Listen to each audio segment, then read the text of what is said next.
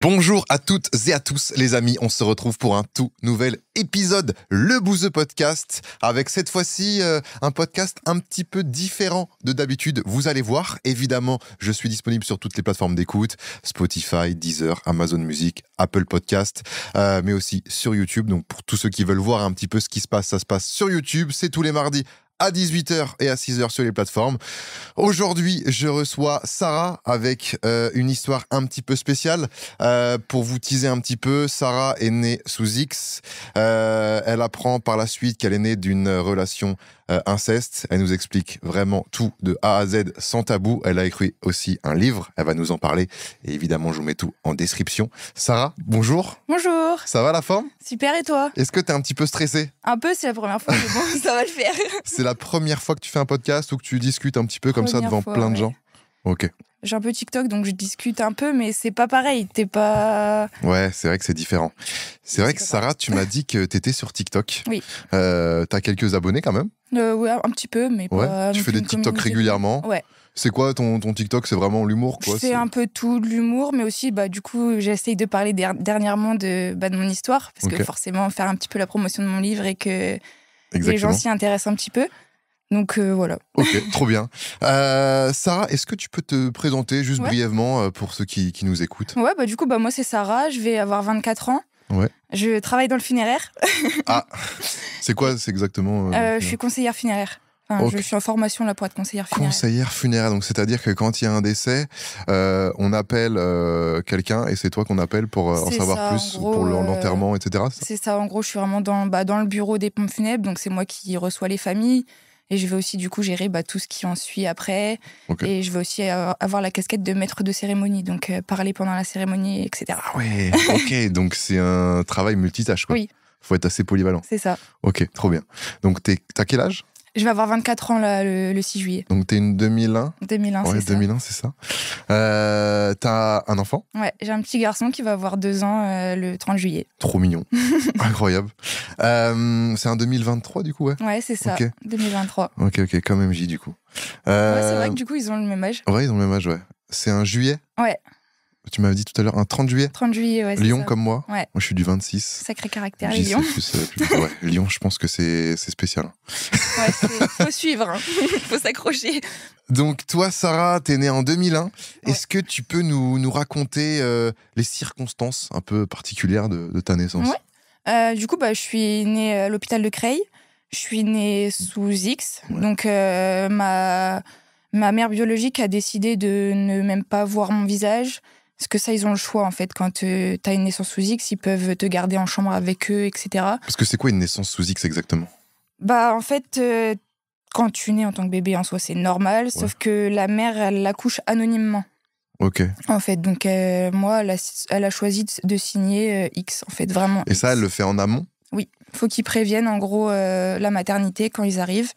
Comme quoi, leur accouchement sera un accouchement sous X. Et du coup, ils sont mis ailleurs dans la maternité? Ça, je sais pas. Ok. Mais niveau papier, en fait, je sais que du coup, tout change. Il n'y a pas les mêmes formalités, etc. Donc, ça veut dire que ta maman accouche et elle regarde même pas la tête que t'as? C'est ça. Apparemment, elle a accouché avec sa mère, de ce que je sais. Okay. Elle a accouché avec sa mère et du coup, ils m'ont pas gardé du tout en chambre, rien. Donc, c'est directement le personnel paramédical de l'hôpital, en fait, qui s'est occupé de moi. Ok. Ouais, c'est spécial d'entendre ça. Ouais. C'est vrai que souvent, l'accouchement, c'est un moment incroyable. En plus, toi, tu l'as vécu, du coup. Moi, c'est le plus beau jour de ma vie, moi. Pourtant, j'ai fait une hémorragie et tout, hein, mais c'est le plus beau jour de ma vie, quand même. Bah ouais, souvent, c'est ça. Hein, quand t'entends les mamans parler, l'accouchement, c'est fou. Mais il y a des cas où, justement, c'est différent. Mais du coup, quand tu le vis, tu te poses encore plus de questions.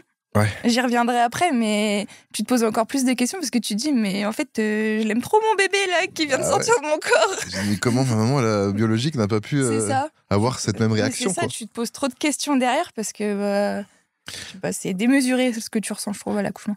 Et ça t'a fait quoi après d'apprendre, et je sais pas quand tu l'as appris, que t'es née sous X? Mais en fait, mes parents, du coup, adoptifs, ils ont toujours été transparents avec moi. Ouais. Donc, forcément, après, tu l'expliques pas à une enfant de 4 ans comme t'expliques à une ado de 15 ans, forcément. Oui. Mais les dames de la pouponnière, en fait, m'ont écrit un livre avec des photos de quand j'étais là-bas, avec des petits mots de ce qui se passait un petit peu tous les jours. Et donc, en fait, mes parents, ils m'ont montré ça très tôt. Et m'ont expliqué très tôt que j'étais leur fille, mais que je venais pas du corps de ma maman et que ma maman ne pouvait pas avoir d'enfant. Ils m'ont expliqué, en fait, comme ça, plus le temps a passé, plus ils m'ont dit des mots concrets, quoi. Ok. Donc je l'ai toujours su, en fait, ça m'a jamais choqué. Ça fait vraiment partie de mon histoire. J'ai l'impression que tu as deux écoles, tu as ceux qui vont directement dire à leur enfant, de plus jeune âge, quoi, et ceux qui vont peut-être un peu le cacher. Ouais, mais moi je suis contente que mes parents ils l'aient fait comme ça parce que au final j'ai toujours su que ça faisait partie de mon histoire. Ça n'a jamais été un tabou pour moi. Voilà. Et à tel point que quand j'étais à l'école, moi je le racontais à mes copains de la primaire. Bon, ils comprenaient pas, du coup au final t'es un peu rejeté quand c'est comme ça parce que soit t'es une menteuse parce que c'est pas vrai, ton papa et ta maman, c'est forcément ton papa et ta maman. Oui. Ou soit ils te rejettent parce qu'ils comprennent pas. Ouais. Mais moi je me disais mais c'est normal, mon papa c'est mon papa, mais pas de sang, mais c'est mon papa quoi. Ouais, c'était limite une fierté pour toi, tu vois. C'est ça, parce qu'au final comme je te disais tout à l'heure, c'est vraiment je sais pas comment j'aurais pu être si je serais restée dans ma famille biologique. Ouais. Ça, on en parlera tout à l'heure, ouais. C'est vrai que tu m'as montré, c'est assez spécial. Est-ce que on t'a raconté un petit peu, ou est-ce que t'as reçu des photos de la pouponnière? Parce qu'en gros, quand vous êtes né sous X, c'est comme ça qu'on dit, c'est ça. Vous allez dans une pouponnière en attendant d'être adopté, de trouver une famille adoptive. C'est ça. Donc oui, en fait, ils m'ont écrit une sorte de porte-vue en fait qu'ils m'ont fait avec y a des photos, il y a des écritures de par exemple tel jour t'as été comme ça, il s'est passé ça, avec des photos de moi seule, de moi avec les dames de la pouponnière, les puéricultrices du coup, avec un petit peu tout quoi. C'est vraiment un petit recueil pour que nous on ait un petit repère. C'est incroyable. On sort, quoi.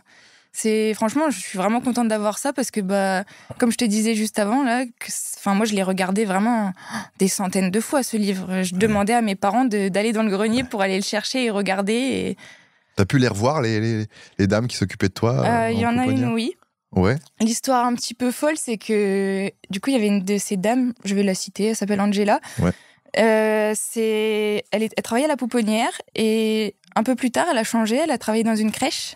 Et puis, je me suis retrouvée dans cette crèche. Et du coup, elle m'a un petit peu suivie pendant des années. Et au final, c'est devenu une amie de mes parents. Et à l'heure actuelle, j'ai encore des contacts avec elle. D'ailleurs, on essaye de se trouver une date pour se revoir en ce moment. Mais c'est un petit peu ouf de savoir ça, que elle me suit vraiment depuis le début, quoi. Ouais. Elle m'a même connue avant mes propres parents. C'est quand même fou. Ouais, c'est fou, ouais. Et dans une pouponnière, ça se passe comment? C'est-à-dire que t'as plein de bébés et c'est comme une crèche, mais en mode internat, en mode H24, ou c'est quand même différent? C'est un petit peu le même principe. Donc, t'as un petit peu de tout. En gros, t'as les enfants vraiment nés sous X. Ouais. Et t'as aussi les bébés en attente de placement, mais pas forcément à l'adoption. Ok. Mais ça, oui, sinon, c'est ça. On y est vraiment H24. Attends, quand tu dis des bébés en attente de placement, c'est-à-dire que c'est la famille qui a eu le bébé, qui est pas forcément apte à l'avoir, et du coup ils sont placés, c'est ça? Et ils attendent d'être placés, du coup ils sont en pouponnière. Parce qu'il y a des adoptions plénières, donc comme moi ça a été le cas, donc mes parents ils m'adoptent, et après tu prends le nom de tes parents. Là j'ai le nom courtois, c'est le nom de mes parents adoptifs. Mais par contre il y a les adoptions, je sais plus le terme exact, et en fait c'est une adoption, mais en fait les enfants gardent leur nom biologique, et ils gardent... les parents biologiques gardent une certaine autorité parentale en fait dessus. Okay. Et moi du coup c'est pas du tout le cas. Moi ça a vraiment été mes parents adoptifs directement. Ouais. Et tu te rappelles ou enfin non, je pense si tu te rappelles, mais c'est impossible parce que t'avais quel âge quand tu... Ouais, c'est strictement impossible. Non, je me rappelle pas. Moi je sais que d'ailleurs pour la petite anecdote, moi j'avoue que en dessous 5 ans, j'ai très peu de souvenirs. J'en ai juste un, c'est à une kermesse d'école où j'étais déguisé en clown sur scène. Voilà, j'ai ce souvenir-là. Moi, pareil, j'ai en dessous 5 ans, pareil, le seul souvenir que j'ai, c'était aussi une kermesse, mais à la crèche. Ah ouais. J'étais déguisé en léopard. Voilà. Ah, voilà. Mais moi, tu sais que j'ai eu un choc mental en voyant une photo dans un album. Et en voyant la photo, je me suis dit, oh, je me rappelle. Ouais, tu t'en rappelles, ouais, c'est vrai que moi, ça m'a fait pareil, ouais.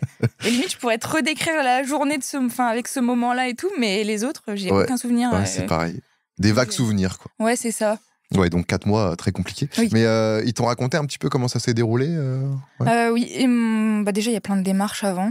Ouais, je suppose. Ouais. Surtout en France, pour adopter, c'est quand même très compliqué. Il y a énormément de démarches. Tu passes devant des professionnels, donc t'as même un bilan sanguin pour assurer qu'il n'y a pas de toxicomanie chez les parents, pas d'alcoolisme. Ok. Tu passes devant un psychologue. Oui. Ça, pour le coup, ça.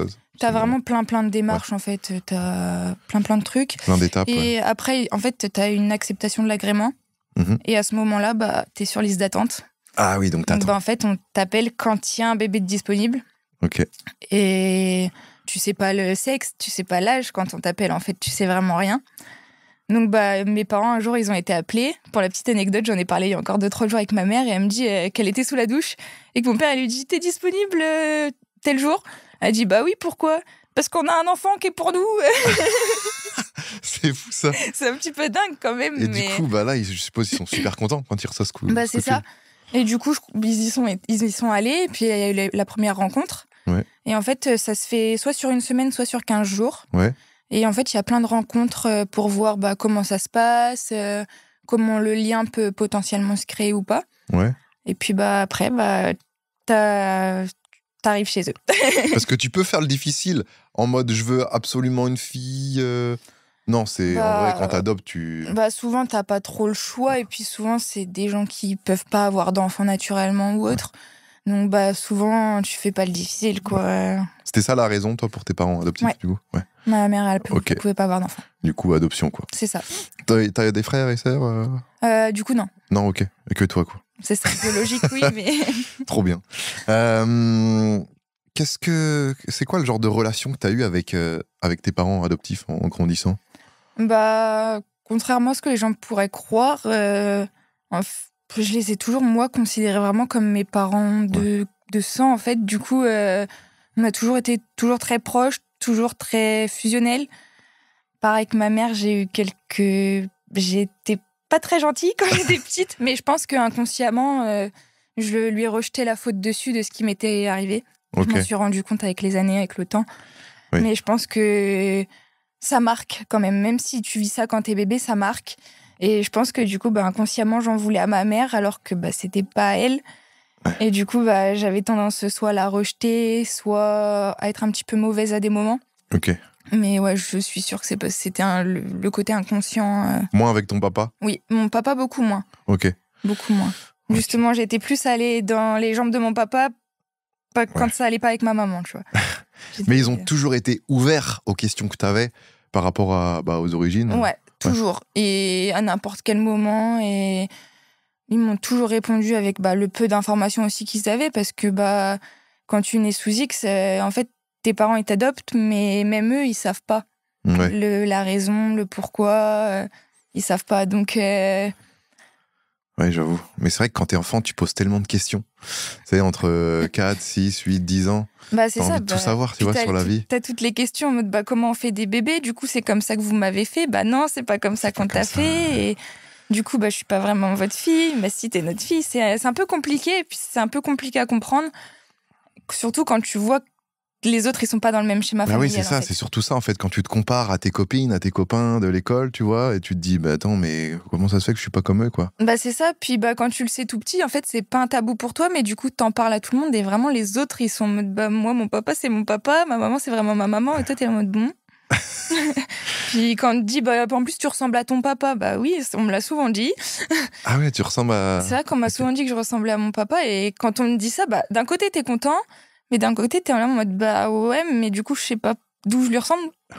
Ouais, parce que t'assumais pleinement envers les autres, même à ton adolescence ou plus tard, que t'étais adopté, quoi. Je l'ai toujours assumé. Donc, ça veut dire que quand on te dit, tu ressembles à ton papa ou tu ressembles pas à tes parents, tu te dis, c'est normal et ouais, moi, t'expliques la raison, quoi. Je l'ai toujours assumé. Et pour te dire la petite anecdote, il y a, à mes 18 ans, il y a un de mes cousins, il me dit, ouais, c'est sûr que tu vas voir les varices de mamie.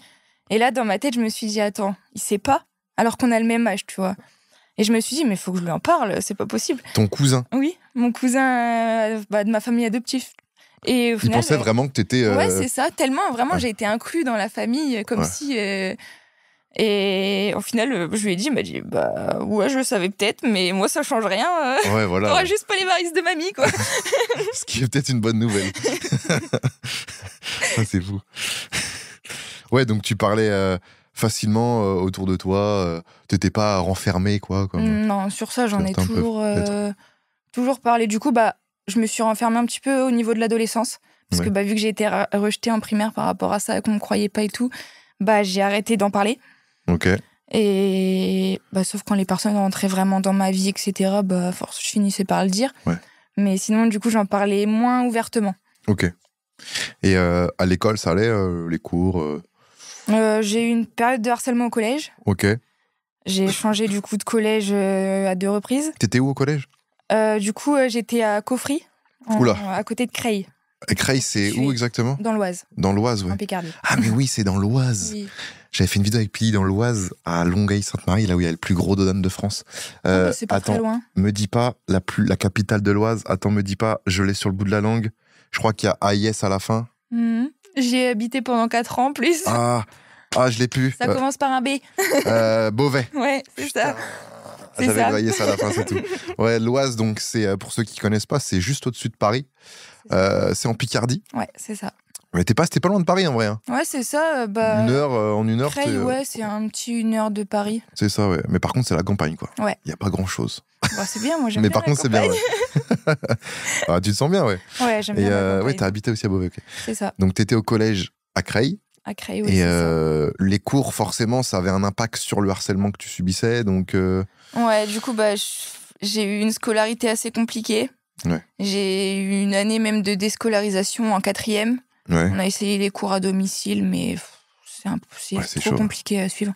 Mais c'est harcèlement quoi? Parce que je comprends pas au collège, pourquoi tu te fais harceler? Sur plein de trucs, sur ton physique, sur... Et puis du coup, je m'étais renfermée, du coup, j'étais trop timide, du coup, les gens, ils en profitaient. Oh là là. Puis au final, après, j'ai changé de collège, j'ai été dans un collège pour la réinsertion, en fait, un petit peu. Okay. Les apprentis d'Auteuil, si tu... Je connais pas, mais ouais. Et en fait, après, c'était un petit collège, hein. Vraiment un tout petit collège, on était peut-être une centaine. Dans quelle ville? À Nogent, du coup, collé à Creil.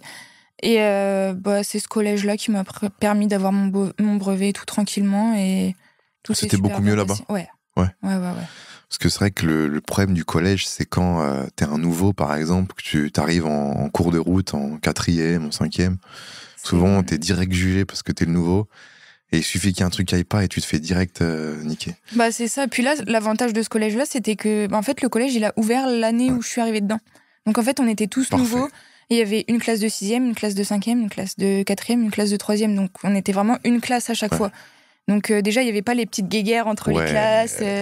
Il n'y avait pas tout ça, donc... Mais c'est vrai qu'en termes de harcèlement, je pense que le collège, c'est vraiment la période où c'est le pire, quoi. Ouais, je pense. Parce que t'es jeune, t'es inconscient de ce que tu fais, j'ai l'impression.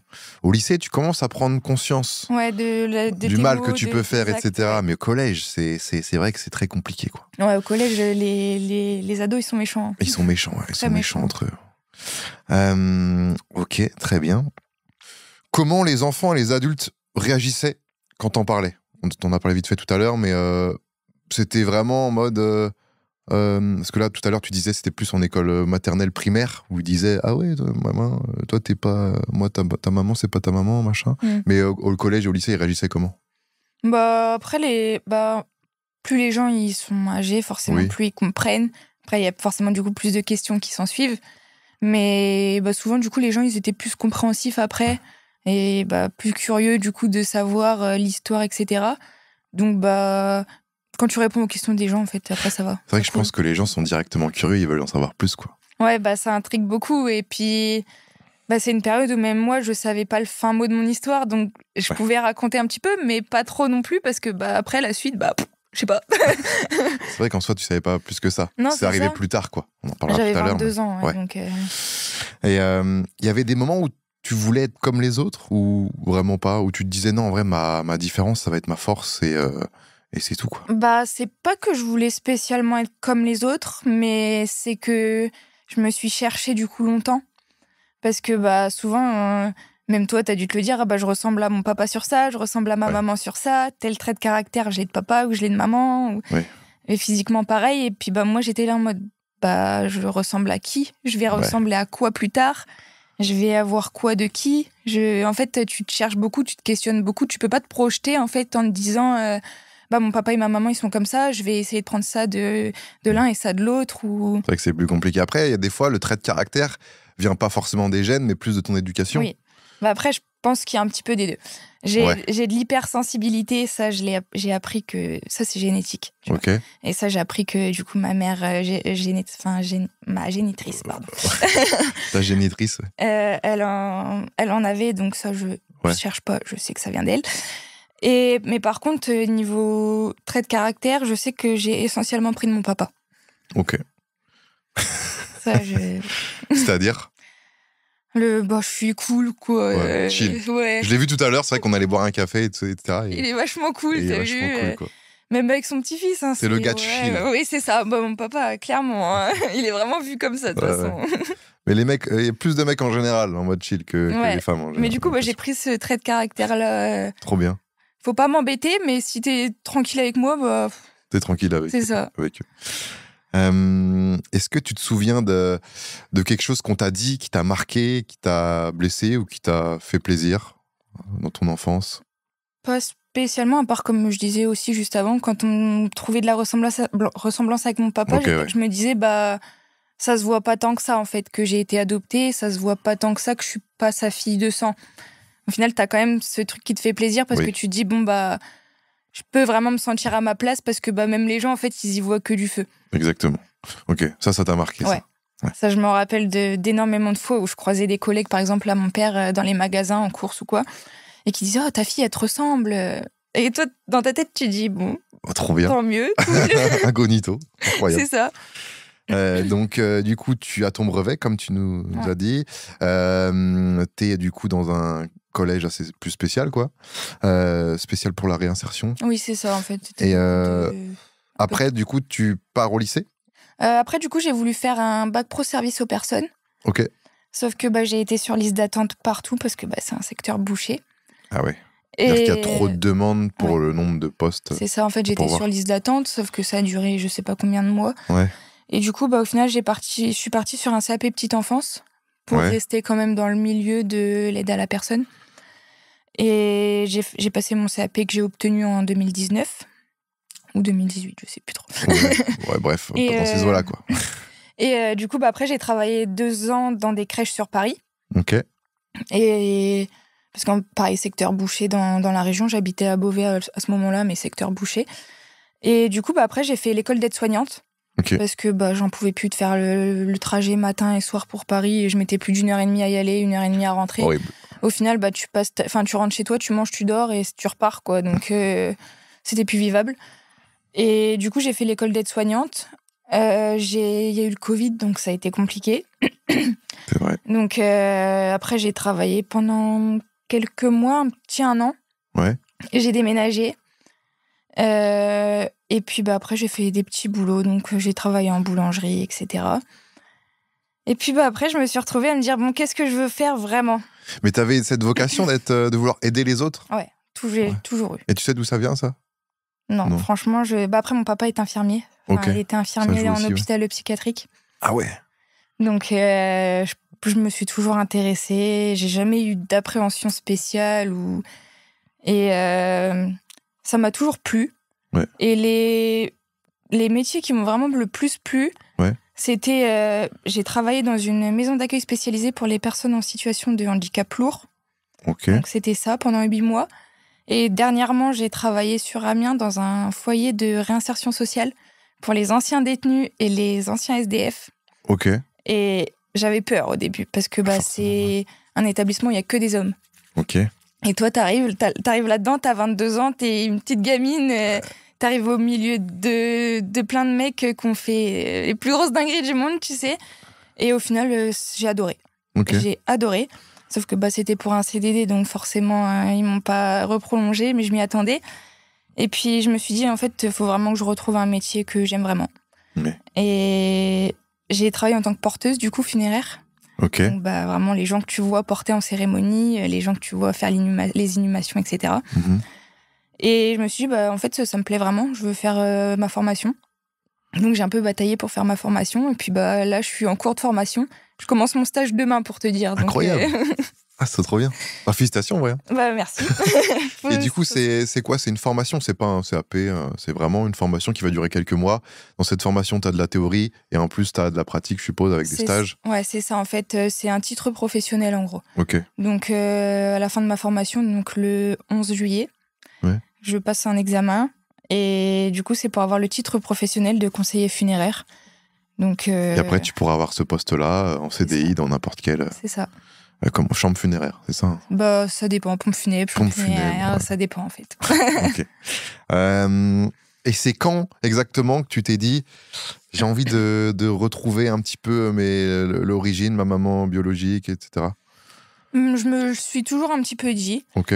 Parce que j'en ai toujours parlé avec mes parents et ils m'ont toujours dit on te suivra. Peu importe où ça mènera, on te suivra, on t'épaulera et si t'es là, enfin si t'as besoin, on sera là. Donc j'ai toujours eu cette envie. Mais tu peux pas le faire avant d'avoir 18 ans. Donc, t'as pas le droit? Non. C'est en France, c'est comme ça. C'est ça. C'est d'ailleurs le seul pays où c'est comme ça. Ok. Dans les autres pays, tu peux à 14 ans te dire j'ai envie de savoir absolument et donc, commencer des démarches, quoi. C'est ça. D'ailleurs, la France, elle a eu plusieurs procès avec les trucs de l'Union européenne. Ah ouais. Parce que ils trouvent qu'il n'y a pas un bon accès aux origines, en fait. Ok. C'est ce qu'ils appellent le droit d'accès aux origines et en France. Tu trouves que c'est le cas, ouais? Ouais. Ouais. T'aurais voulu, avant 18 ans, commencer les démarches? Ouais, j'aurais aimé. Ouais. Et ok, donc t'as attendu 18 ans, et à 18 ans, c'est là où tu t'es dit, bon, je peux le faire, j'y vais, quoi. C'est ça, à 18 ans, du coup, je crois même que le jour même de mes 18 ans ou le lendemain, j'ai envoyé un mail au conseil départemental de Beauvais, du coup. Ok. Pour pouvoir avoir l'accès. C'est eux qui ont l'accès? Oui. Le conseil départemental? Conseil départemental, okay. Ouais, c'est ça. De Beauvais. C'est eux qui ont l'accès. Et du coup, ils m'ont donné un rendez-vous. Et en fait, ils te donnent un rendez-vous, mais ils te disent pas ce que tu vas découvrir, ce qu'il y a dans ton dossier. En fait, tu peux autant te retrouver avec un dossier avec rien que te retrouver avec un dossier et avoir toutes les informations, avoir le nom de tes parents, avoir tout, en fait. Ok. Du coup, ils te donnent rendez-vous et toi, t'as la boule au ventre jusqu'au rendez-vous et tu dis, bon, qu'est-ce que je vais trouver, en fait? Surprise, quoi. Ouais, c'est un Kinder surprise. C'est ça. Et je suppose que rendez-vous, t'y vas un petit peu la boule au ventre, quoi. T'as peur, tu te dis, putain, qu'est-ce qui va se passer? Qu'est-ce que j'ai... C'est ça, en fait. Tu te dis, soit tout va s'écrouler et tu vas rien trouver, ou soit tu vas pouvoir tout reconstruire dans ta tête et avoir vraiment le schéma de pourquoi, du comment, de à qui tu ressembles. Parce qu'il y en a, ils ont même des photos de leurs parents et tout dans leur dossier. Wow. Ok. Moi, toi, il n'y a pas ça dans le dossier? Toi, quand tu y vas, ça se passe comment? T'es en face de quelqu'un, une dame? C'est un assistant social, en fait. Ok, un assistant social dans un bureau. C'est ça. Et il a le dossier sous la main. Et là, il t'explique, quoi. C'est ça. En fait, il a le dossier sous la main. Il le garde dans ses mains le temps qu'il t'explique que ça peut te faire un choc, est-ce que tu es vraiment prêt à découvrir, etc.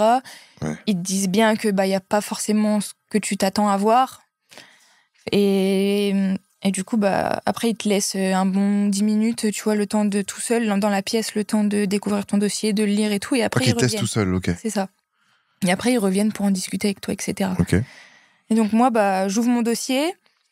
Il y avait, du coup, forcément, les actes de naissance et tout ça.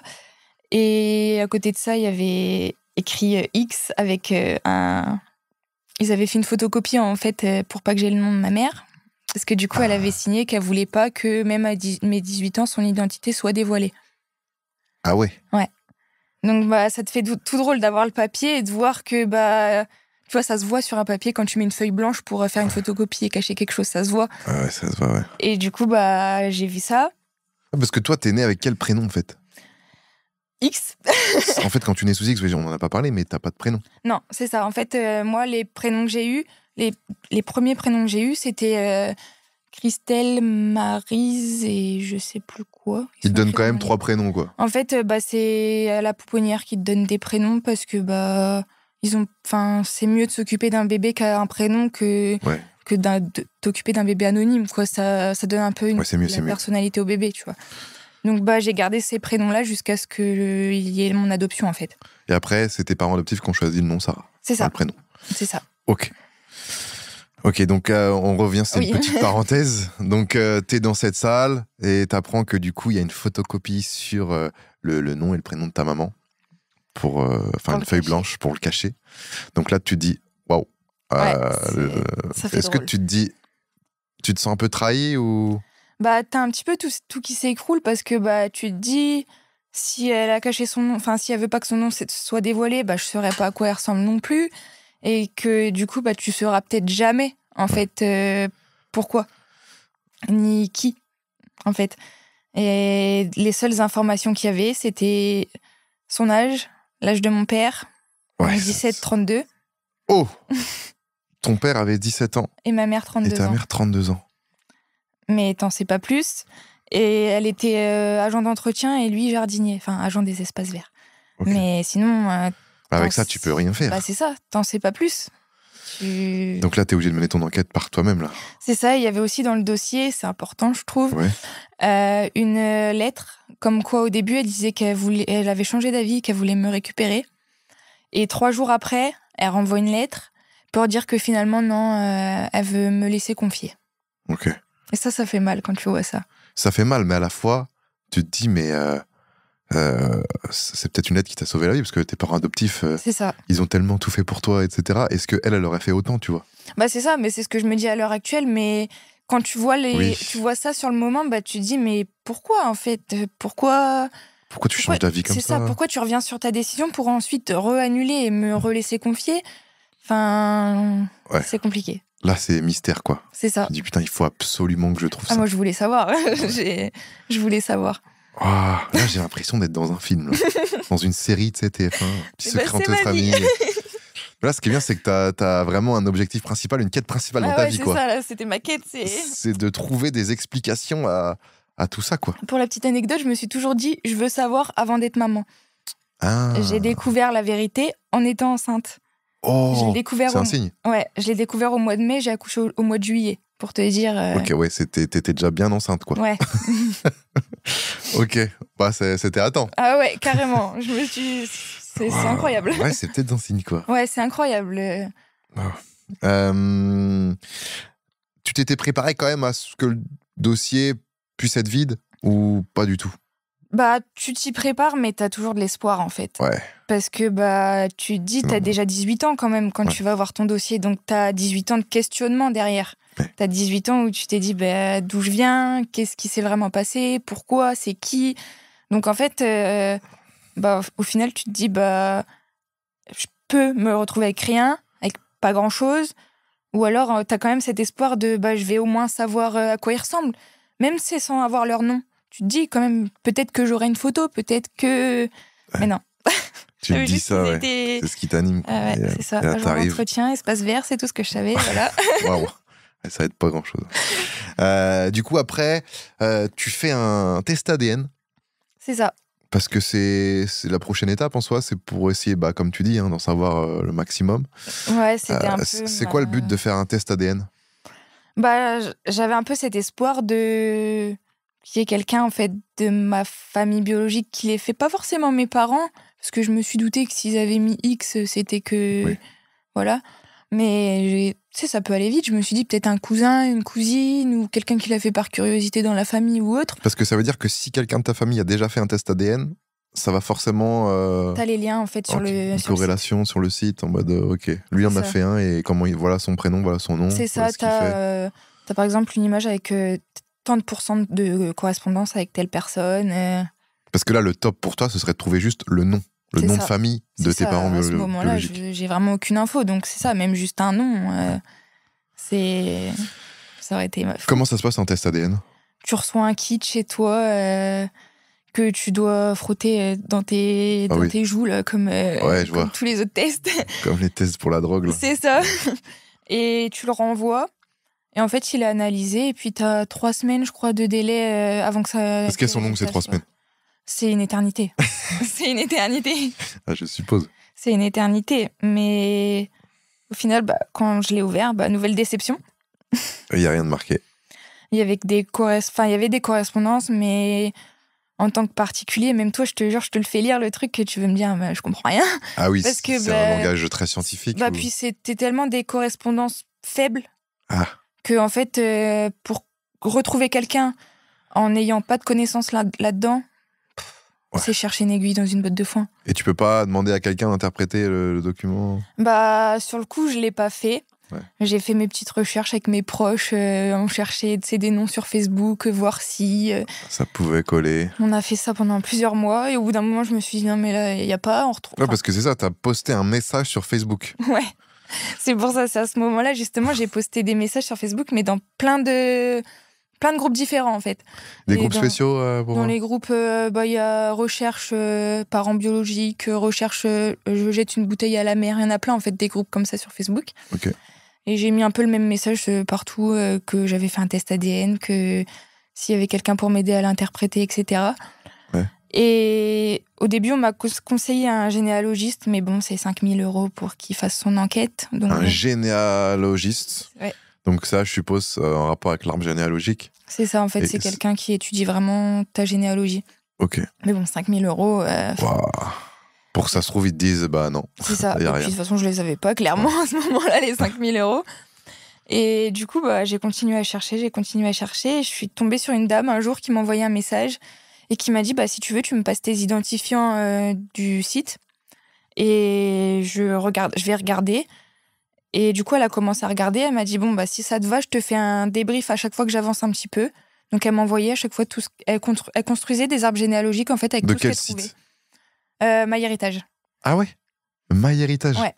Parce qu'il y a beaucoup de youtubeurs là qui font des OP avec MyHéritage, mais ça marche vraiment? Écoute, moi, ça marchait. Incroyable. Attends. Je savais pas Donc si ça je veut pouvais dire le dire, que c'est toi- pour ça que depuis tout à Si l'heure, tu je peux l'ai le dit dire avec grand plaisir. Ça veut dire que, en gros, t'as créé un compte MyHéritage. Comment que t'as connu ça, ce site? J'ai cherché sur T'as Internet, cherché test sur- ok, ADN. T'es tombé dessus. Et t'as donné les identifiants à quelqu'un Madame. qui a des connaissances, un peu plus que toi, du coup. C'est ça, en fait, c'était une généalogiste, mais qui faisait ça en bénévolat. Parce que dans MyHéritage, comment ça se passe? Il y a toi, et après, du coup, ça fait un espèce d'arbre. Ça te met, en fait... Tu veux que je te montre? Je sais pas, mais après, c'est surtout pour ceux qui nous écoutent Ça aussi. te met correspondance. Enfin, ça Ouais. te met, en gros, correspondance à tant de % avec telle personne. Ah ouais, ça te met des c'est- correspondances ouais. en fonction de ton test ADN que C'est t'as fait. ça. Je te Wow. montrerai, tu verras. Ok. Mais en fait, ça marque... ça te met une photo de la personne, si la personne a mis une photo. Ouais. Et vous avez tant de % de correspondance. Votre lien peut être, admettons, cousin germain, arrière-cousin. Et ça te donne une personne comme ça, C'est ça. qui est pas forcément inscrite dans MyHéritage, mais qui a fait déjà un test ADN. Ça dépend, en fait. Tu as des gens qui payent que pour faire le test sur MyHéritage, et ça Ok. restera que sur MyHéritage. Et sinon, tu as des transferts de données qui peuvent se faire via d'autres sites. Wow. Donc, ça dépend ce que tu choisis quand tu fais ton test, quoi. Ok. Wow. Mais c'est Et pas ça, c'est gratuit. tu payes ton test ADN, Oui. forcément. Combien? 79, il me semble. Ok, ça va encore. Ça, quand tu cherches vraiment quelque Sachant chose. que c'est hyper important, ouais. un test ADN, je suppose, quand tu cherches. Moi, je me dis, c'était 80 balles, certes, mais 80 balles qui ont changé ma vie, quoi. Et cette Donc, dame-là, tu la rencontres sur Facebook? C'est ça, en fait. Dans un des groupes, justement, elle avait répondu à un de mes commentaires. Elle m'avait dit de venir en privé, chose que j'ai fait.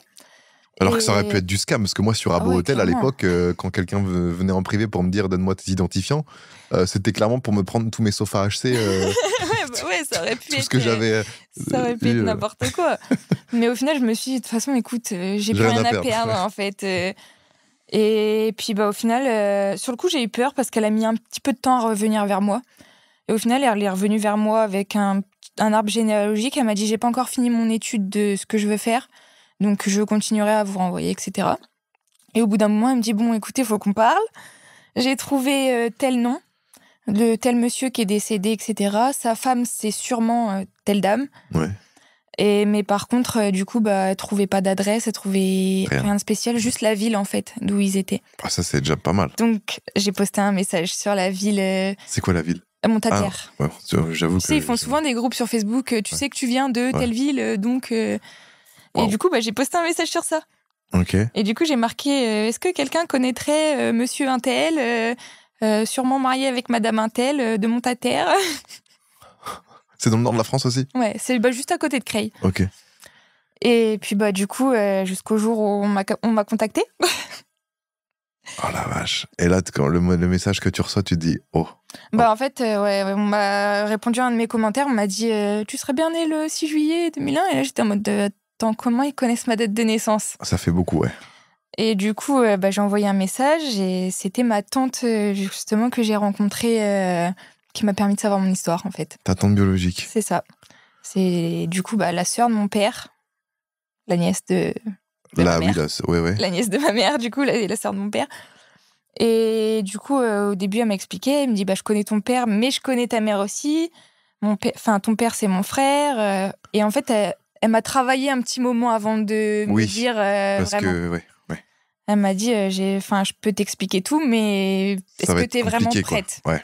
Bah là, de toute façon, on t'attendait que ça, toi. Ah bah oui. T'allais pas dire, oh non, en fait, non, je suis pas prête. Ouais, non, mais c'est ça. Mais tu vois, elle m'a vraiment travaillé pour savoir si vraiment j'étais prête et c'était le bon moment de me le dire, tu vois. Et t'avais confiance en elle quand elle te dit ça, ou tu te disais, attends, je vais peut-être quand même prendre des pincettes? En fait, elle m'a tellement sorti d'informations qu'un inconnu ne peut pas savoir. Ok. Que, en fait, c'était forcément ça. C'était forcément. Tu t'es dit, c'est sûr, elle dit la vérité, quoi. Ouais, parce qu'elle m'a sorti des infos que j'ai jamais dit sur Internet. Donc, en fait, j'y ai cru tout de suite. On a parlé peut-être une bonne heure par message et en fait, elle m'a dit, et au bout d'un moment, elle m'a dit, si tu veux, on s'appelle et on en discute plus. Ah, c'est mieux, ouais. Ouais. Et c'est là au téléphone, du coup, qu'elle m'a posé beaucoup de questions. Savoir déjà, elle aussi, être sûre de son côté que c'était bien moi. Et elle a fini par me dire, du coup, ton papa, c'est mon frère, mais du coup, il t'a eu avec notre tante. Donc, en gros, du coup, j'étais née d'une inceste.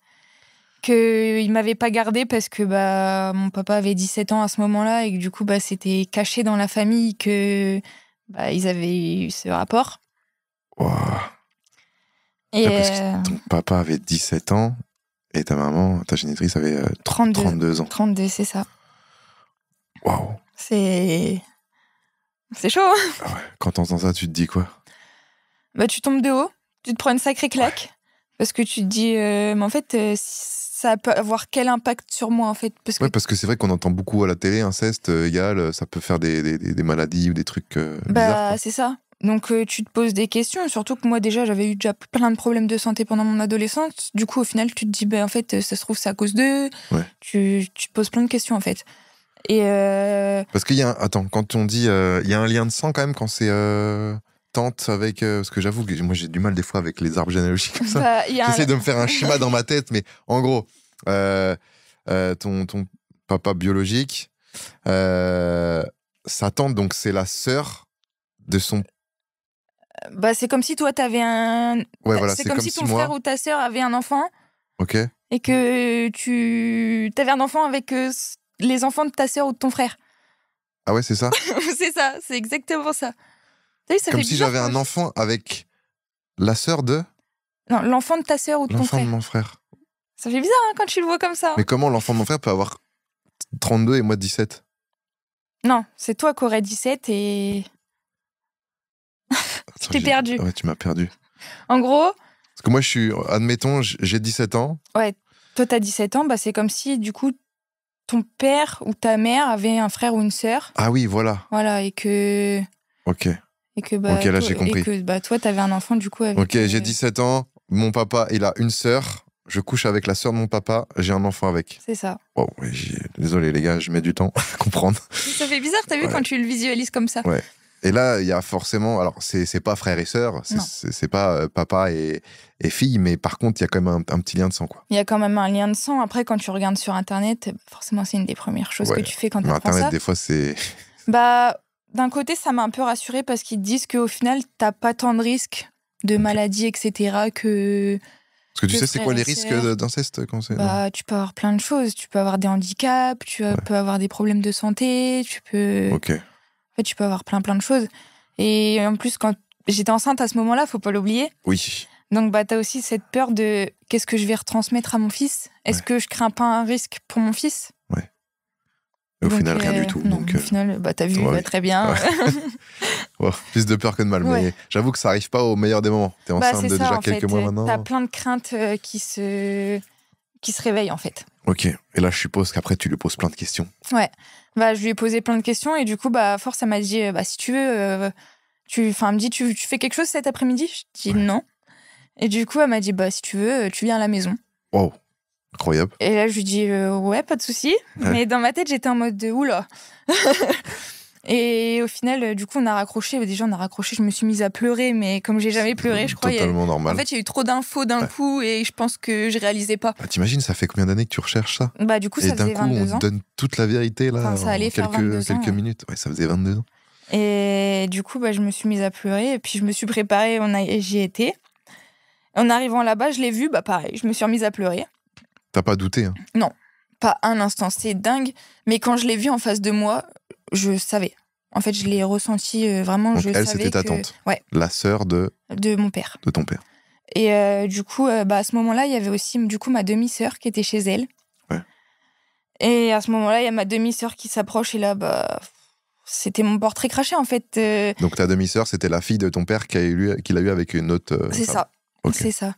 Et parce que du coup, ma tante, elle était encore en contact avec l'ex-femme de mon père. Okay. Et du coup, à ce moment-là, ils faisaient barbecue chez elle, en gros. C'est pour ça aussi qu'elle avait profité de m'inviter ce jour-là. Et quand j'ai vu ma sœur s'approcher, j'ai encore plus pleuré parce que, en fait, je me voyais vraiment moi, mais elle est plus jeune que moi. Donc, je me voyais vraiment moi à 13-14 ans, quoi. C'est... Ressemblance totale. Ah ouais, c'est dingue. En fait, c'est dingue parce que tu te dis, pendant autant de temps, je savais pas à qui je ressemblais, je savais pas d'où je venais. Et là, d'un coup, on me claque dans les pattes une gamine, c'est moi, en fait. C'est dingue. Ça va vite, là. Ouais, en fait, tout va vite et ça fait bizarre. Parce que là, c'est limite en une journée, t'as le coup de fil, elle te dit tout, ensuite tu vas la voir, elle te redit des trucs, et en plus, tu vois ta demi-sœur. Ouais, c'est ça, tout s'est fait vraiment dans la journée, en fait. Ouais. Donc, ça fait beaucoup. Oui, j'en doute pas. Ouais. Tu t'en souviendras de ce jour. Ah ouais, franchement, ouais, je pourrais te raconter la journée de A à Z. C'était en quelle année 2023, du coup. 2023, ouais. Ah oui, juste avant la naissance. Ouais, c'est ça, c'était en mai 2023. Wow. Oh, ouais, là, j'essaie de me mettre à ta place, ça, c'est vrai que ça va vite. Hein. Ouais, c'est brutal. Très c'est vite. Très brutal. Ouais, donc la rencontre se passe quand même bien. Super bien. Les gens sont super cool avec toi. Ouais, super bien, on a beaucoup parlé. Ouais. Ils m'ont sorti des anciennes photos, donc des photos de mon père bébé. D'ailleurs, la ressemblance entre moi bébé et mon père bébé, c'était flagrant. Okay. Genre petite, j'étais une petite blonde à bouclettes. Mon père, c'était le même. Ouais. Alors vraiment, j'ai une photo de moi bébé, peut-être 1 an et demi, 2 ans, et une photo de mon père au même âge. Tu mets les deux photos à côté, tu te dis, est-ce que c'est pas le même bébé? C'est vraiment impressionnant. Et du coup, j'avais plein de photos. J'avais aussi du coup des photos de l'autre enfant que mes parents biologiques ont eu ensemble. Et qu'ils ont décidé de garder. Et qu'ils ont décidé de garder. T'as l'explication de pourquoi toi ils t'ont pas gardé et eux ils l'ont gardé? De ce que ma tante me dit, ça serait parce que du coup ça s'était su déjà pour moi, ça s'était ébruité. Ouais. Et que mon père était majeur au moment où lui est arrivé. Ah, ok. Donc wow. Ouais, plus logique mais pas logique à la fois. C'est ça. Wow. Et qu'est-ce qui se passe après? T'as envie de les rencontrer? Ou tu te dis non, j'en sais déjà trop Mes parents biologiques? Ouais. Je leur ai envoyé un message sur Facebook. De con, parce que ta tante... C'est ça, m'a donné du coup leurs identités, etc. Donc je leur ai envoyé un message sur Facebook. La première réaction de mon père biologique, ça a été de me bloquer. Ok. Il a fini par me débloquer peut-être 2 semaines après. Et je lui ai renvoyé un message, je lui ai dit, je ne cherche pas à être dans ta vie. Je lui ai dit, ça fait 22 ans que je vis sans toi. Je cherche pas un papa, mais je cherche en fait juste à ce que tu me dises oui, c'est moi, et que moi dans ma tête la case elle se coche et que en mode c'est bon, je sais qui est mon père. Je peux avancer quoi. C'est ça, parce qu'entre le savoir et avoir le fait qu'il avoue, c'est 2 choses différentes. Tu vois, à l'heure actuelle, il a toujours pas avoué, mais il m'a dit quand même qu'il voulait pas entendre parler de cette histoire et qu'il voulait pas entendre parler de moi, donc ça revient un petit peu au même. Mais t'as envie qu'ils te disent clairement. Ouais, j'aimerais bien. Oui. J'ai pensé à des trucs de fou dans ma tête. Hein. Il a mis des trucs sur Facebook, tu sais, pour vendre des lits, des conneries comme ça. Je me suis dit, est-ce que j'y vais au culot et j'y vais? Mais j'ai jamais osé. Okay. Mais je pense qu'un jour je vais le faire parce que j'ai besoin de ça en fait. Donc un jour je vais y aller au culot. Ma mère biologique, parce que je connais la ville où il habite et tout, hein, mais ma mère biologique c'est encore différent parce que j'ai discuté avec elle sur Facebook. Elle est dans un autre monde, clairement. Ah ouais. Je me demande si elle a vraiment la tête sur les épaules. Pour te dire, notre première discussion, elle me parlait des fleurs qu'elle aimait bien. J'étais en mode, mais... Oui. Je suis ta fille, ok, mais ça fait 22 ans que tu me connais pas, en fait. Moi, je voulais juste que tu me dises que oui, j'étais bien ta fille et Si t'as d'autres infos, ok, je prends, mais enfin, que tu me dises que t'aimes bien les coquelicots, je m'en fous, quoi. Elle était complètement ailleurs. Ah ouais, complètement. Limite, je lui aurais dit viens boire un café à la maison, elle serait venue, mais moi, c'est pas ça que j'attendais, tu vois. Ok. Parce que tu la sens comme ça, comme si elle était malade ou comme si. Ouais, je me demande s'il y a même pas un trouble derrière ou quelque chose, parce que je trouve ça même bizarre, tu vois. C'est. Bah déjà, c'est pas une discussion que t'as avec un inconnu au bout de 3 messages, et encore moins quand cet inconnu, en fait, c'est ton enfant. Oui, c'est sûr. Wow. Et ils sont encore ensemble? Non. Ils sont plus ensemble? Non, ils sont plus ensemble. Lui, il a refait la vie de sa vie de son côté. Bah, du coup, ma petite sœur que je t'ai dit qui me ressemble énormément, c'est ma demi-sœur. Ok, ouais, c'est ça, c'est ce que tu disais tout à l'heure, ok. Wow. Donc, ta maman, ta génitrice, tu l'as jamais vue? Je l'ai jamais vue et j'en ressens pas spécialement le besoin. Bah, je l'ai vue en photo, elle m'a dit que c'était bien elle a avoué, etc. Ouais. Donc, Mais elle a avoué par message, elle a Ouais. pas avoué en vrai, quoi. ouais. Mais je sais pas si je me sens prête à la voir. Peut-être un jour, parce qu'en soi, je vais avoir que 24 ans, donc il y a encore du temps. Mais pour l'instant, je m'en sens pas forcément l'envie. Puis surtout, quand j'ai vu, comme je te dis, sa réaction par message, je me dis... si c'est pour la rencontrer et qu'elle me parle de comment elle arrose ses fleurs, c'est peut-être pas forcément ce que je recherche. Tu sens qu'elle est complètement ailleurs, quoi. C'est ça, je cherche pas une copine, quoi. Contrairement au géniteur, qui est quand même un petit peu plus conscient de la chose, quoi. Bah, c'est ça. Juste qu'il est dans la... Il est dans le rejet, mais au final, d'un côté, c'est plus concret qu'il soit dans le rejet plutôt qu'il me parle comme si de rien n'était. Ouais. Waouh. C'est compliqué. C'est compliqué, mais c'est hyper intéressant. Ouais. Mais moi, j'aime trop parler de mon histoire parce qu'au final, il y a tellement de trucs différents. C'est ce qui fait ta force, en vrai, je pense. À l'heure d'aujourd'hui, ouais, clairement. Mais c'est vrai que ça a encore plus fait ma force depuis que je sais ce qui s'est passé réellement et tout. Parce que tu m'aurais vu il y a 4 ans en arrière, déjà, jamais je serais venue parler sur ta chaîne YouTube comme ça. J'étais toute timide, toute réservée et tout. Et en fait, je me dis, mais en fait, j'ai réussi à créer des... Parce qu'au final, ma tante, etc., je suis en lien avec eux maintenant.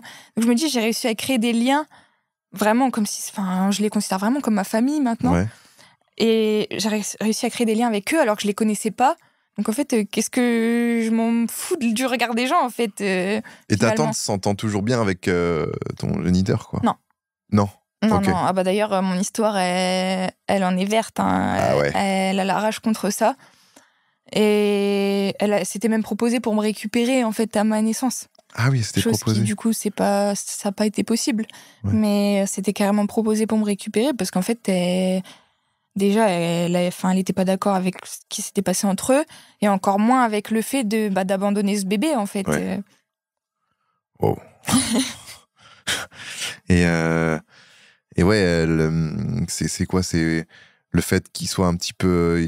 je sais pas, il est comment, son frère? Son géniteur, il est très spécial. Ouais, il est spécial. J'ai eu des échos de petits trucs qui se sont passés du coup avec mes petits demi-frères et petites demi-sœurs. Et c'est...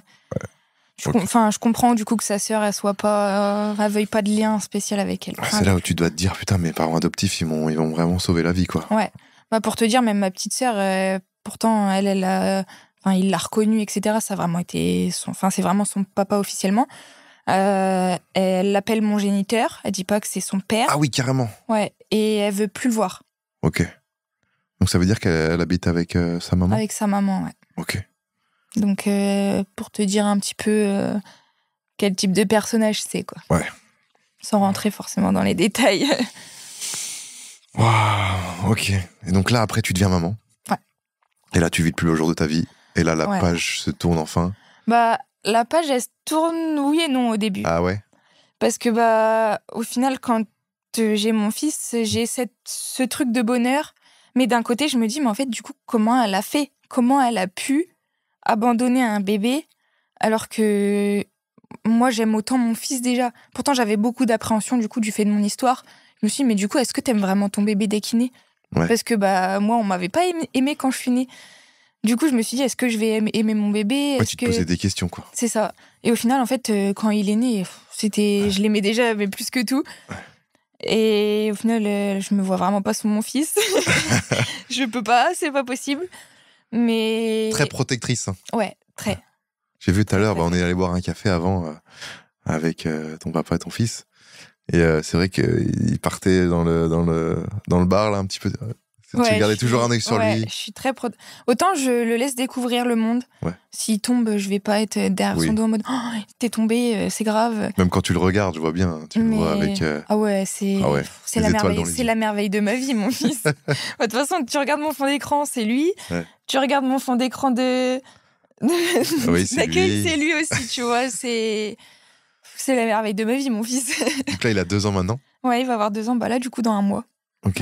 Tu t'occupes de lui à plein temps ou du coup, je m'occupais de lui à plein temps jusqu'à ce que je fasse ma formation.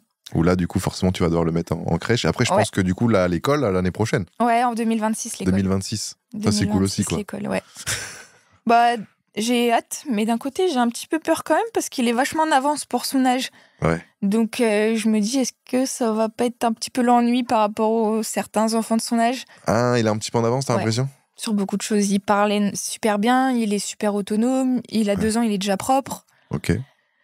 Du coup, en fait, j'ai un peu peur quand même. Sinon, il faut le mettre en direct en moyenne section. Je sais pas si c'est possible. Je sais pas.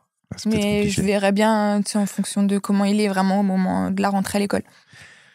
Et du coup, après, tu t'es dit, je vais écrire un livre. Ouais. Ça, c'était quand, ça, à ce moment-là ?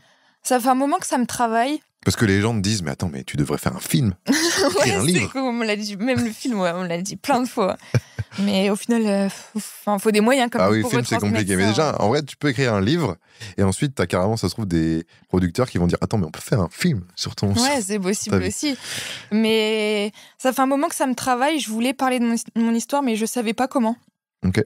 Et donc, j'en avais déjà un petit peu parlé sur les réseaux. Mais au final, bah, tu sais, les vidéos TikTok, tu peux pas non plus en faire des vidéos de 3 heures, quoi. Oui. Et moi, mon histoire, elle est compliquée à expliquer en 10 minutes. Puis surtout qu'il y a des gens qui adorent lire. Ouais. Et surtout, encore plus quand c'est des histoires vraies, quoi. Bah, moi, j'adore lire, tu vois. Donc, c'est aussi ça, je pense, qui m'a poussée à faire ça. Et du coup, je me suis dit, bah, en fait, faut que je me lance. Et...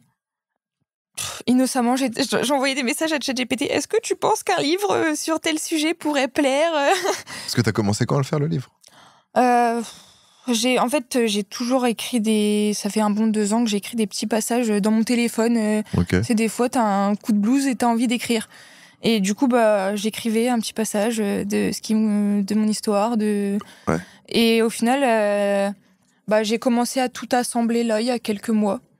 Ok. Et en fait, je pense que même le fait d'être dans ma formation et tout, je me suis sentie vraiment mieux dans ma peau dans plein de choses. Donc, c'est pas une autrice, c'est toi qui as écrit le livre toute seule ? Ouais, c'est moi de A à Z.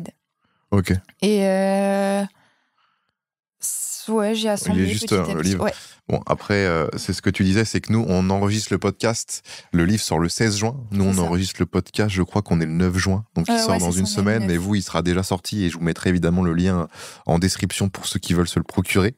La pièce manquante du puzzle. Donc, ça, c'est le titre. Ouais. Pourquoi ce titre ? Bah, parce qu'au final, j'avais déjà ma personnalité, etc. Mais il me manquait, du coup, de savoir d'où je venais, de mes origines. En fait, c'est vraiment... Titre logique. C'est ça. Et qui va bien. Ok. Mes origines, Sarah, avec... Waouh. Donc celui-là, il n'est pas encore... c'est pas la version finale. Non, c'est ça. Là, je vois encore des petites corrections à faire. Des petits gribouillages, des petits... C'est un beau projet. Hein. Écrire un livre, bordel de merde. Puis ça fait du bien. Quand tu sors d'une histoire comme ça fait du bien de l'extérioriser et de... Ah bah oui, j'en doute pas, ouais. Puis, tu vois, tu vas pas aller voir quelqu'un dans ton entourage en mode « Bon, tiens, faut que je te parle de mon histoire, j'ai besoin de tout extérioriser » et passer 2 heures à lui en parler juste pour lui raconter, tu vois. Ah, c'est bien, ouais. Les gens, je leur en parle quand ils me posent des questions, etc., quand ça les intéresse, mais je vais pas forcément aller les voir en mode « J'ai besoin d'en parler, tiens, écoute-moi ». T'as pas le choix, écoute-moi. Non, ouais, je pense que c'est top. Et puis même, comme tu dis, t'adores lire. Donc ça va aussi avec ta passion, quoi. J'ai toujours adoré lire, adoré écrire. Donc, pour moi, c'est un peu l'aboutissement, en fait, de tout ça. Ouais. C'est le point final. Tu te sens en paix maintenant avec ton histoire, là ? Ouais. Franchement, ouais. Voilà. J'ai avancé sur beaucoup de choses. J'ai eu les réponses à mes questions. Il te manque juste, comme tu disais, juste de pouvoir rencontrer ton géniteur. Mais si je change pas d'avis, je pense que je finirai par y aller au culot. Ouais. C'est peut-être pas la meilleure chose à faire. Sans le consentement. C'est peut-être pas la meilleure chose à faire. Je vais peut-être me prendre la porte au nez, mais... Ah bah ouais, mais des fois... C'est les risques et je me dis, de toute façon, il est qu'à 1h30 de chez moi, je perds quoi ? T'as envie qu'il porte ses couilles et qu'il... Ouais, juste me dire, oui, c'est bien moi ton père, voilà, ok, je veux pas de toi dans ma vie, mais oui, c'est bien moi qui, tu vois. Ouais. Ouais. Après, de toute façon, quand je vois les ressemblances avec ma sœur, certes, j'ai pas de doute. Mais, parce que du coup, c'est ma demi-sœur, elle vient que de lui. Mais, j'ai pas de doute. Mais c'est pas pareil, tu sais, d'avoir sa confirmation. Oui, sa confirmation. Ouais. À lui que de rien avoir, en fait. Tu t'es senti... t'as ressenti le besoin d'être accompagné, un psychologue, etc. après avoir eu tout ça? Ado, oui. Ado, plutôt, ouais. Avant, quoi. Ouais. Ado, oui, Avant parce que ça faisait beaucoup. Il y avait ça, il y avait mon harcèlement, il y avait beaucoup de choses. Donc, ado, ouais, j'ai été suivie. Et ça, tu le conseillerais, ça? Ouais. Ouais. Ça t'a aidé, quoi? Ouais, moi, ça m'a aidé. Et puis, c'est toujours bien d'avoir une épaule. Et c'est toujours une épaule plus neutre. Ouais. Parce que tu sais, tes parents, t'oses pas leur dire que tu souffres de tel ou tel truc dans la situation parce que t'as pas envie de les faire souffrir. Tu sais qu'ils t'ont adopté et qu'ils t'aiment. Donc, en fait, t'as pas envie de les faire souffrir. Et du coup, tu vas en discuter avec eux, leur poser les questions et tout, mais tu vas pas leur montrer quand tu pleures. Tu vas pas leur... tu sais, je me cachais dans ma chambre le soir pour pleurer et quand mes parents arrivaient, je faisais semblant de rien parce que je voulais pas qu'ils sachent que je pleure par rapport à ça. En fait, je voulais pas qu'ils sachent que mon histoire, elle m'a fait aussi souffrir. Ouais, t'avais une pudeur, quoi. Même si je pense qu'ils s'en doutaient, tu vois, ils savaient très bien les conséquences. Mais d'ailleurs, tes parents adoptifs, ils en pensent quoi du fait que t'as réussi à retrouver un petit peu tes origines, que tu continues de parler avec ta tante biologique? Ils trouvent ça génial. Ouais. Ma tante biologique, ils l'ont même croisée une fois à la maison. Parce que du coup, comme je te disais, je suis en lien avec elle. Donc, elle vient régulièrement à la maison. Ils sont très ouverts d'esprit. Ah ouais, très. Ouais. Puis de toute façon, ils m'ont toujours dit que peu importe où ça mènerait mes recherches, ils m'épauleraient. Ok. Donc, ils seront toujours là pour toi. Ouais, c'est ça. Puis ils l'ont rencontré, ils l'ont trouvé super gentil, etc. Ouais. Le courant est passé entre eux et tout. Donc, franchement, ça m'a aussi soulagée parce que je me suis dit, même si, admettons, demain je veux faire un truc et qui est vraiment les deux côtés, tu vois, ma famille adoptive et ma famille biologique, je sais que c'est possible parce que ça se passe bien, en fait. Ouais. Ils sont ouverts là-dessus et ils ont toujours accueilli mes émotions et ce que je voulais par rapport à ça. Ça, c'est top. Ouais. Est-ce que tu as un message à faire passer aux personnes qui sont nées sous X et qui sont en pleine recherche ou qui hésitent à rechercher leurs parents biologiques, que ce soit en France ou dans un autre pays, quoi? Faut le faire si tu te sens prêt. Vraiment, faut pas forcer la chose si tu te sens pas prêt parce que, comme mon histoire le montre, tu sais pas forcément sur quoi tu peux tomber. Donc, tu peux avoir une histoire super banale, entre guillemets, que tout se déroule simplement. Et tu peux aussi avoir une histoire plus compliquée, un peu comme la mienne, où tu peux aussi des fois ne pas retrouver. Ouais. Moi, franchement, sans le test ADN, je l'aurais pas retrouvé, du coup. Ça aurait été compliqué, ouais. Donc, si vous voulez faire les démarches, faites. Si vous en avez le besoin, faites. Parce que de toute façon, sinon, quand on veut le faire et qu'on le fait pas, c'est un truc qui va nous travailler... Ouais, très longtemps. Ouais, peut-être même toute la vie. Tu sais, j'ai discuté avec des gens qui avaient 45 ans, qui n'ont toujours pas retrouvé leurs origines et ils étaient même déçus de pas avoir commencé les démarches avant parce qu'ils se disent, au final, là, j'ai encore cette question à 45 ans, donc je l'aurai toute ma vie. Tu sais que la semaine dernière, dans le podcast, j'ai reçu, il était incroyable ce podcast, Aurel, qui était un pote de Terminal, qui maintenant a percé sur TikTok, Aurelio Del Paso, très très drôle. Et lui, il est né en Corée, avec un bec de lièvre, donc un gros problème de santé au niveau... il est né sans palais, quoi. Et en fait, si tu veux, sa mère coréenne, elle pouvait pas assumer l'opération, du coup, elle a préféré... le donner à une pouponnière, quoi. Et après, il a été adopté par une famille en France. Et là, il est retourné en Corée il y a pas si longtemps que ça, pour essayer de retrouver les traces de sa famille. Et évidemment, moi, je vais te dire tout à l'heure, mais pour ceux qui veulent en savoir plus, allez voir le podcast. Mais les anecdotes sont folles, quoi. Et c'est ultra touchant, putain. Ouais, c'est dingue. Tu vois, j'ai rencontré par mes amis, du coup, un garçon qui a été adopté aussi, mais du coup, pareil, un peu dans le même contexte que ton pote, du coup, il avait été adopté, je sais plus dans quel pays, mais en gros, il avait eu de la maltraitance par sa famille biologique. Il avait été dans un orphelinat dans son pays, et au final, il a été adopté pareil en France, et il sait qui est sa mère dans son pays, mais au final, là, il est dans un pays, il est en France, et il fait sa vie maintenant en France et pourtant il sait ses origines aussi, tu vois. Et j'ai adoré discuter avec lui parce qu'au final, tu te dis, mais au final, on est tous les deux adoptés, on est tous les deux dans des familles qui sont pas nos familles de sang, mais on a des histoires complètement différentes et c'est passionnant.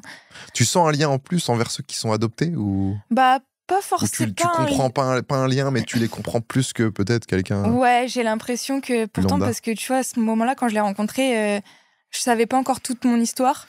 J'étais encore enceinte et c'était juste avant en fait que je sache le pourquoi du comment. Mais t'as quand même ce truc de... d'un côté, tu comprends ce que la personne a pu ressentir sur certaines choses et certains questionnements. Et donc, forcément, la discussion, elle est pas plus simple, mais t'as plus de sujets, en fait, qui vont venir instinctivement. Ok. Donc toi, Sarah, maintenant, tu t'es lancée sur TikTok aussi. Ouais. Évidemment, je vous mets aussi le lien en description. Je mets le lien du livre et le lien du TikTok. Tu postes régulièrement. Ouais. Il y a un petit peu d'humour, il y a un petit peu... il y a un peu de tout. Il y a un peu de tout. C'est la joie de vivre. Ouais, c'est ça. C'est la joie de vivre. Il y a autant de l'humour, des trucs avec mon fils, des trucs sur mon histoire, des trucs sur le funéraire. Un peu de tout. Si les gens veulent te poser des questions, parce que je pense que c'est un podcast qui va attirer pas mal de gens un peu curieux, ce qui est totalement logique, comment ils peuvent faire ? Soit me contacter directement sur les réseaux ou même sur Instagram par exemple. Ouais, il n'y a pas de souci. Donc, je peux mettre le Insta, ils envoient un message. C'est vrai que sur TikTok c'est compliqué d'envoyer des messages. Après, si vraiment je vois qu'une question revient beaucoup, j'en ferai une vidéo sur TikTok pour répondre à telle ou telle question si elles reviennent beaucoup. Eh ben les gars, voilà, je vous mets tout en description, n'hésitez pas. Et puis pour ceux qui veulent en savoir plus, parce qu'on a parlé dans tous les détails, il y a le lien pour acheter le livre de Sarah en description, je le rappelle pour la 100e fois. Merci en tout cas à tous de nous avoir écoutés, de nous avoir regardés. Merci à Sarah, tu es venue d'Amiens avec ton papa. Donc, merci à toi. 5h30 de route aller, là, 5h30 de route retour. C'est ça. Ça fait quand même pas mal de temps. Donc merci d'avoir fait le déplacement, merci énormément. Merci à toi de m'avoir invité. N'hésitez pas à mettre le petit pouce bleu sur YouTube, le petit 5 étoiles si ça vous a plu évidemment sur les plateformes d'écoute. Je le rappelle, on est disponible tous les mardis à 6h du matin, Amazon Podcast, Spotify, Deezer, Apple Podcast, Amazon Music du coup, et sur YouTube vers 18h. Voilà, on se retrouve du coup mardi prochain. Je vous aime très fort.